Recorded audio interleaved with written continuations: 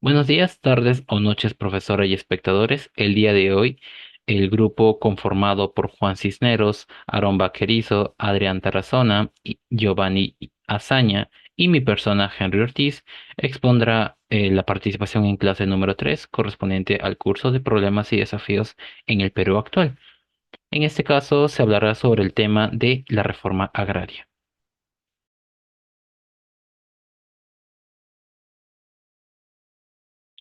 En el pasado, la sociedad peruana que estuvo más centralizada en la capital fue influenciada por las tendencias hispanas que había dejado consigo el virreinato, conllevando a que su comportamiento se caracterice por ser alguien autoritario y trate de forma desigual a los demás.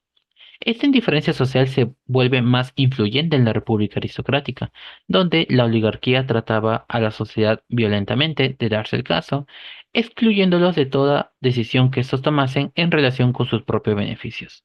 Uno de los grupos sociales más afectados en esta época fueron los campesinos, dada a la instalación del gamonalismo. Los autores Burga y Flores definen al gamonalismo como una nueva imposición de un sistema de poder, en el que la oligarquía, que era representada por los hacendados, tenía posesión de tierras agrícolas campesinas para su futura explotación, producción y generador de riquezas. Pero, ¿acaso esas tierras agrícolas no les pertenecían a los campesinos como tal? Desafortunadamente no. Esto es debido a que al no haber una validación legal de que el propietario de esas tierras agrícolas era el propio campesino, los hacendados se aprovecharon de esta oportunidad para expropiarse las tierras agrícolas de esos campesinos, obligándolos a que estos trabajen dentro de ella. Dado esta coyuntura, en 1969, el expresidente militar Juan Velasco Alvarado promulgó la Ley de la Reforma Agraria, la cual tenía como objetivo la expropiación de las tierras agrícolas que poseían los hacendados para repartírselas a los campesinos y que estos puedan trabajarlas y explotarlas al máximo. En resumidas cuentas, la ley buscaba fomentar la actividad económica agraria, propiciando a que el desarrollo nacional sea independientemente económica y la más productiva posible. Ante esta contextualización surge la siguiente pregunta controversial. ¿Consideran de que la reforma agraria fue beneficiosa en el ámbito político, social y económico? Ante esta pregunta controversial, como grupo, no consideramos de que la reforma agraria fue beneficiosa en los ámbitos ya mencionados. A continuación, se expondrán los respectivos argumentos que defenderán nuestra postura.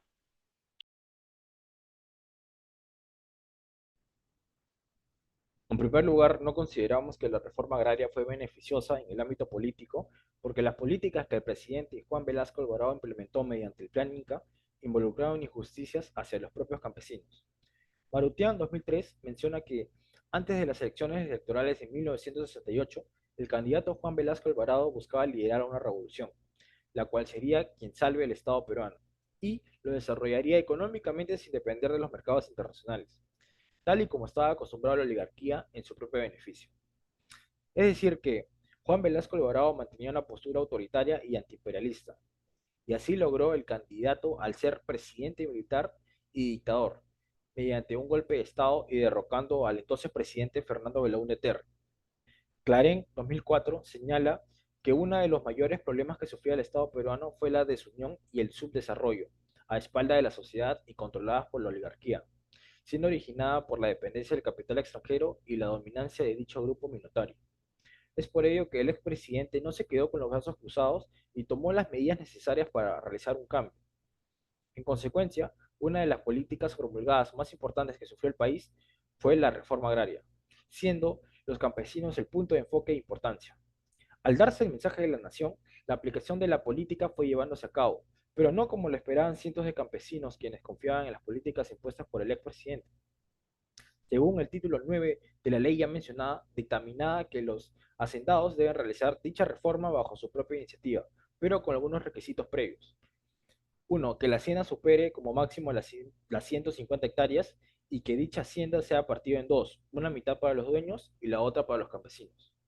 No obstante, los campesinos mostraron su insatisfacción con la reforma, debido a que sus dueños no cumplían con lo pactado en la ley, donde dicha tierra pertenecientes a estos era parcelada por sus dueños.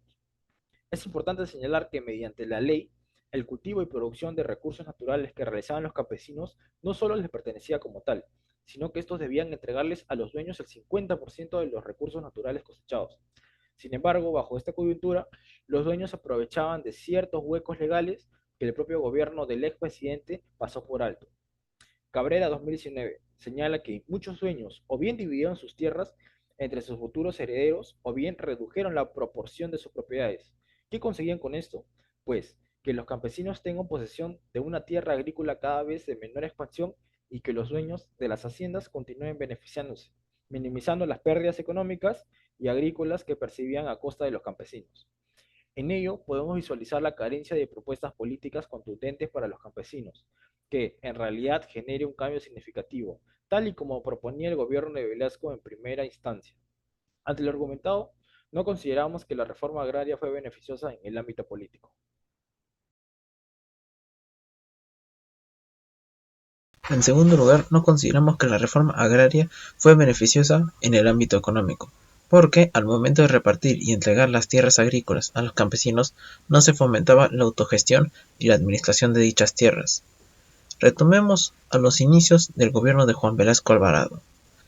Aparte de promulgar la ley de reforma agraria, también dictaminó la expropiación de las empresas extranjeras que residían y realizaban sus actividades económicas en el país, con el objetivo de nacionalizarlas y que esas empresas sean subsidiarias al Estado.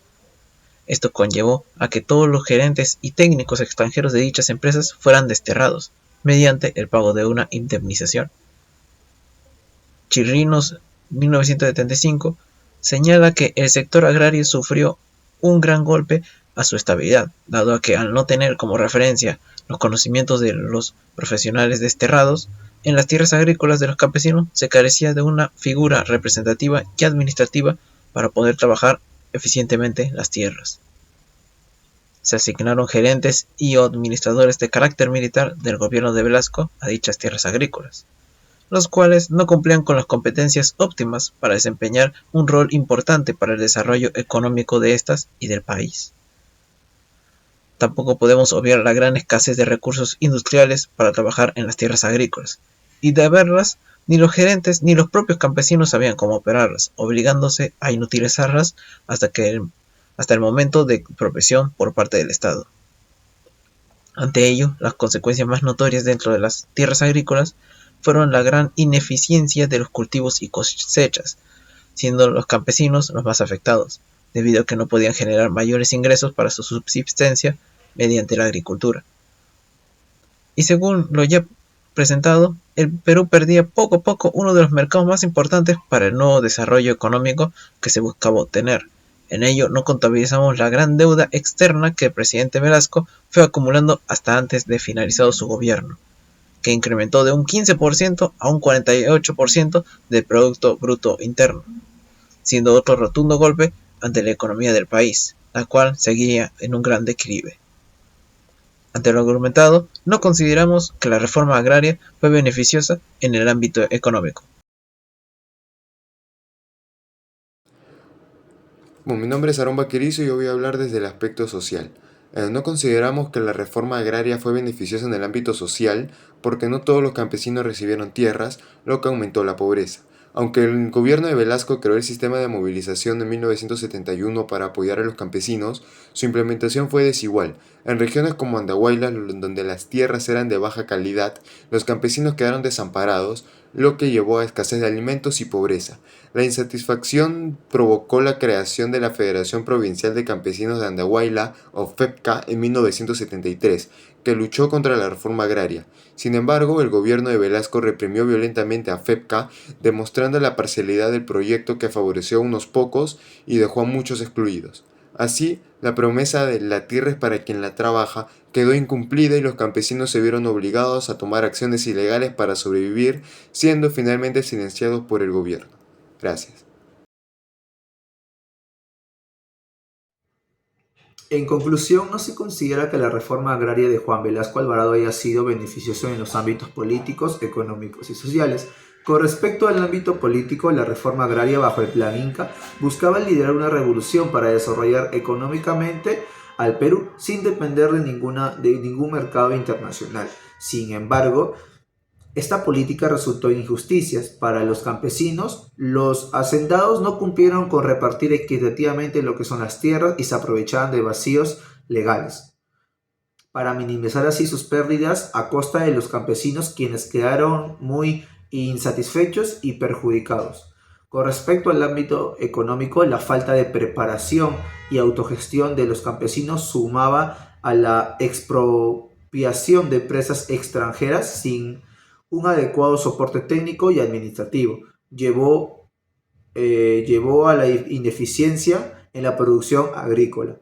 Las tierras agrícolas carecieron de recursos y conocimientos necesarios, y las compensaciones injustas del Estado exacerbaron la pobreza de los campesinos, afectando negativamente la economía así del país.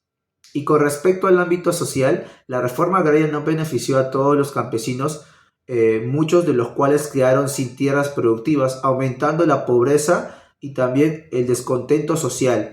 La creación del Sistema Nacional de la Movilización no logró solucionar las necesidades de todos los campesinos, y la insatisfacción llevó a rebeliones como la de la Federación Provincial de Campesinos de Andahuaylas.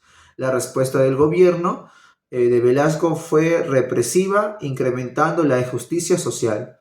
En resumen, la reforma agraria no logró los objetivos prometidos en ningún de los tres ámbitos, generando más problemas que soluciones para los campesinos y el país en general. Muchas gracias.